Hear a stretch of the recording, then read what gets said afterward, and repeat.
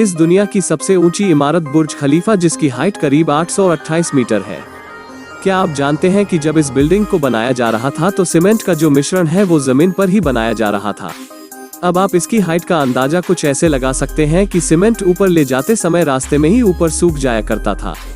अब सीमेंट के मिश्रण को इतना जल्दी ऊपर ले जाना पॉसिबल नहीं था और इसीलिए उन्होंने दुनिया के 3 सबसे पावरफुल कंक्रीट पंप को मंगवाया, जिनकी कीमत भी करोड़ों में थी।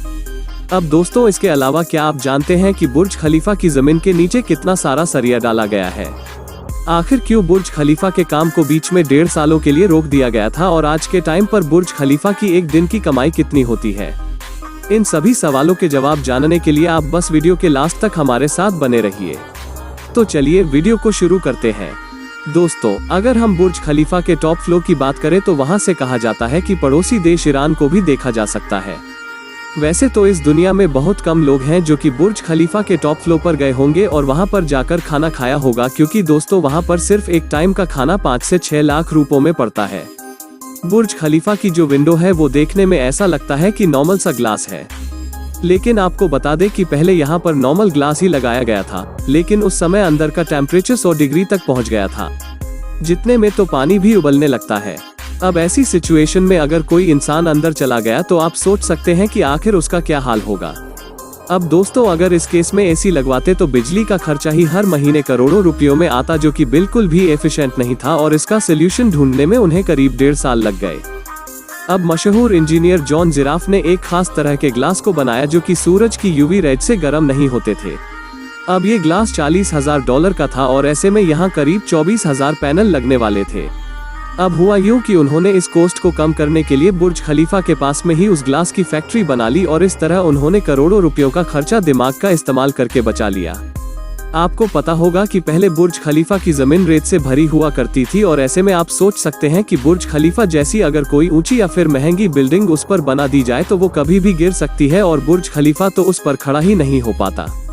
अब इसके लिए बुर्ज खलीफा के नीचे स्टील के हजारों टन के पाइप्स डाले गए ताकि बुर्ज खलीफा की फाउंडेशन स्टोन बन सके। आपको बता दें कि बुर्ज खलीफा की कंस्ट्रक्शन में 3,20,000 क्यूबिक मीटर कंक्रीट और 55,000 टन स्टील का इस्तेमाल हुआ था। एक अंदाजे के हिसाब से देखें तो कंक्रीट और स्टील पाइप्स का वजन ही करीब 200 हाथियों के बराबर होगा। अब दोस्तों, अगर हम बात करें कि आखिर बुर्ज खलीफा एक दिन में कितना रुपया कमाता है, तो फिर अगर रिपोर्ट की माने तो बुर्ज खलीफा ने सन 2019 में करीब $1.5 बिलियन की कमाई करी थी, यानी कि करीब 12,000 करोड़ रुपए। और अगर एक दिन की बात करें तो बुर्ज खलीफा हर रोज 32 करोड़ की कमाई करता है, जो कि कोई छोटी बात नहीं है। इस बिल्डिंग को बनाने में ही करीब 6 साल का समय लग गया था और एक रिपोर्ट के हिसाब से इसे बनाने में $1.5 बिलियन का ही खर्चा आया था। अब इसका मतलब कि जितना खर्चा इसे बनाने में हुआ था उतना तो बुर्ज खलीफा एक साल में ही कमा लेता है। और आप समझ गए होंगे कि आखिर बुर्ज खलीफा का दुबई की जीडीपी में क्या रोल होता होगा।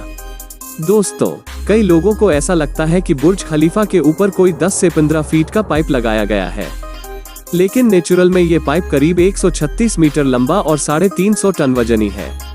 इस पाइप को इतना ऊपर तक ले जाने के लिए आज तक कोई भी क्रेन नहीं बनी थी, क्योंकि ये काफी वजनी भी था। लेकिन अगर इंजीनियर्स न होते तो शायद ही बुर्ज खलीफा जैसी कोई चीज इस दुनिया में खड़ी हो पाती। बुर्ज खलीफा के उस पाइप को 3 टुकड़ों में डिवाइड कर दिया गया और एक एक करके ऊपर ले जाकर असेंबल किया गया। आपको बता दें कि बुर्ज खलीफा की सिर्फ खिड़कियों को ही साफ करने में हर हफ्ते करोड़ों रुपयों का खर्चा आता है। वैसे क्या आपने कभी रियल में बुर्ज खलीफा देखा है? कमेंट करके हमें जरूर बताएं और इस वीडियो को लाइक करके चैनल को सब्सक्राइब करना ना भूलें।